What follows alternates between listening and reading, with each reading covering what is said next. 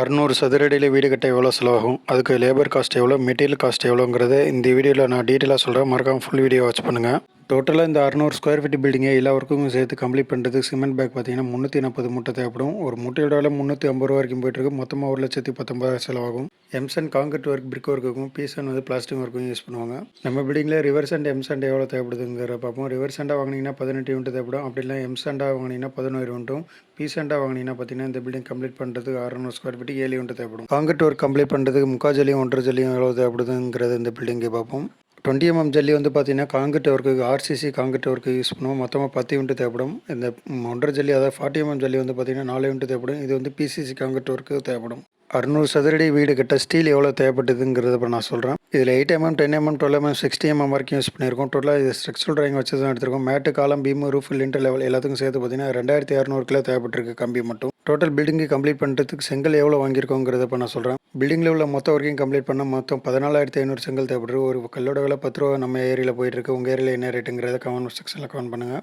Basement லெவலில் gravel fill பண்ணுவோம். நம்ம பேஸ்மெண்ட் ஹைட்டு 3 அடி போட்டிருக்கோம். இந்த 3 அடி ஹைட்டு கிராவல் பார்த்தீங்கன்னா மொத்தம் 18 யூனிட் பர்ச்சேஸ் பண்ணியிருக்கோம்.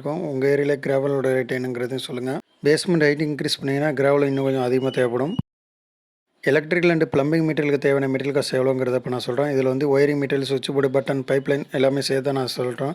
மொத்தமாக இந்த பில்டிங் கம்ப்ளீட் பண்ணுறது 1,00,000 1,15,000 வரைக்கும் செலவாகும். நெக்ஸ்ட்டு இந்த 600 ஸ்கொயர் ஃபீட் வீடு கம்ப்ளீட் பண்ணுறதுக்கு பெயிண்டிங் மெட்டீரியலுக்கு மட்டும் எவ்வளோ செலவாச்சுங்கிறத சொல்கிறேன். இதில் பெயிண்டிங் மெட்டீரியலுக்கு தேவையான மெட்டீரியல் எல்லாமே சேர்த்து நான் சொல்கிறேன். மொத்தம் 60,000 70,000 வரைக்கும் செலவாகும்.